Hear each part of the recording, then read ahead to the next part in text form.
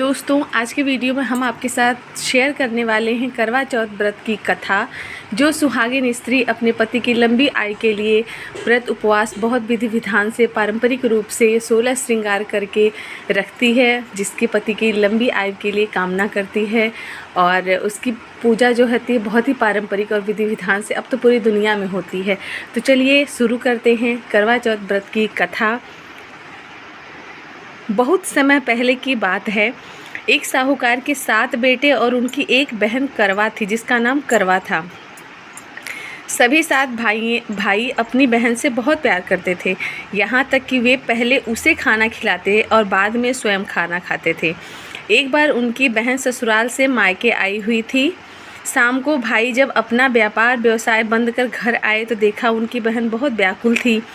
सभी भाई खाना खाने बैठे अपनी बहन से भी खाना खाने का आग्रह करने लगी, लेकिन बहन ने बताया कि उसका आज करवा चौथ का निर्जल व्रत है और वह खाना सिर्फ चंद्रमा को देखकर उसे अर्घ देकर ही खा सकती है। चूँकि चंद्रमा अभी तक नहीं निकला है, इसलिए वह भूख प्यास से व्याकुल हो उठी है। उसके सबसे छोटे भाई को अपनी बहन की हालत देखी नहीं गई और वह दूर पीपल के एक पेड़ पर एक दीपक जलाकर छलनी की ओट में रख देता है। दूर से देखने पर वह ऐसा प्रतीत होता है कि जैसे चतुर्थी का चांद उदित हो रहा हो। इसके बाद भाई अपनी बहन को बताता है कि चांद निकल आया है, तुम उसे अर्घ देने के बाद भोजन कर सकती हो। बहन खुशी से के मारे सीढ़ियों पर चढ़कर चांद को देखती है, उसे अर्घ देकर खाना खाने बैठ जाती है। वह पहला टुकड़ा मुंह में डालती है तो उसे छींक आ जाती है।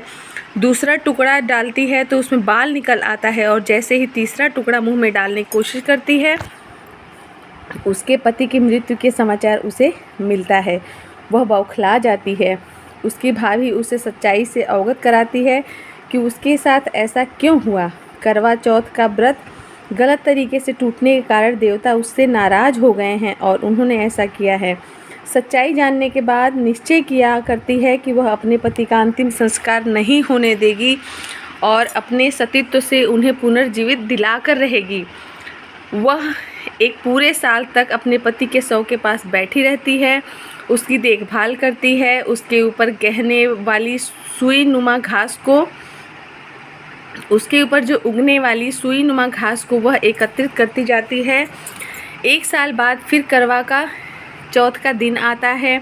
उसकी सभी भाभियां करवा चौथ का व्रत रखती हैं। जब भाभियां उससे आशीर्वाद लेने आती हैं तो वह प्रत्येक भाभी से यम सुई ले लो, पिय सुई दे दो, मुझे भी अपनी जैसी सुहागिन बना दो, ऐसा आग्रह करती है। लेकिन हर भाभी उसे अगली भाभी से आग्रह करने का कहकर चली जाती हैं। इस प्रकार जब 6ठे नंबर की भाभी आती है तो उसका करवा उससे भी यह बात दोहराती है। यह भाभी उसे बताती है कि चूँकि उसका जो व्रत टूटा था छोटे भाई की वजह से, तो उसकी पत्नी ही में सकती है कि वह तुम्हारे पति को दोबारा जीवित कर सकती है। इसलिए जब वह आए तो तुम उसे पकड़ लेना और जब तक वह तुम्हारे पति को जिंदा न कर दे उसे छोड़ना नहीं। ऐसा कहकर वह चली जाती है। सबसे अंत में छोटी भाभी आती है 7वें नंबर की।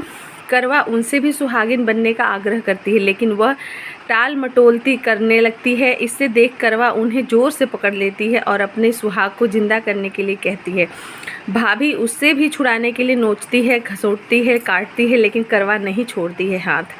अंत में उसकी तपस्या को देख भाभी पसीज जाती है और अपनी छोटी अंगुली को चीर कर उसमें से अमृत उसके पति के मुंह में डाल देती है। करवा का पति तुरंत श्री गणेश करता हुआ बैठता है।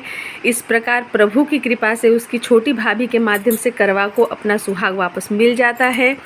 हे श्री गणेश, माँ गौरी, जिस प्रकार करवा को चीर सुहागन का वरदान आपको मिला है, वैसा ही सब सुहागिनों को ऐसा सुहागन बनाए रखें।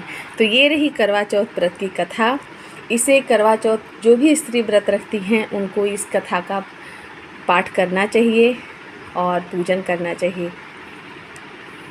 वीडियो अच्छा लगा हो तो वीडियो को लाइक करना, शेयर करना और नए हो तो सब्सक्राइब करना।